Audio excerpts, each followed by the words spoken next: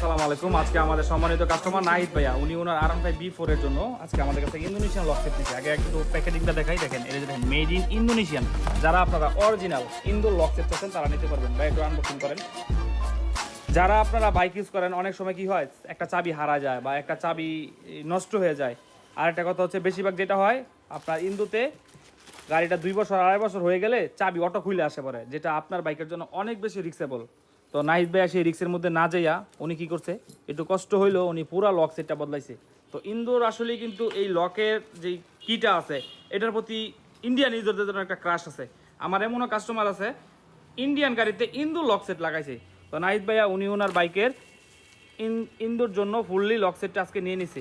বাংলাদেশে যে কোনো জায়গা থেকে কুরিয়ারে ক্যাশ অন ডেলিভারি এই প্রোডাক্টটা নিতে আমাদের ইনবক্স করুন।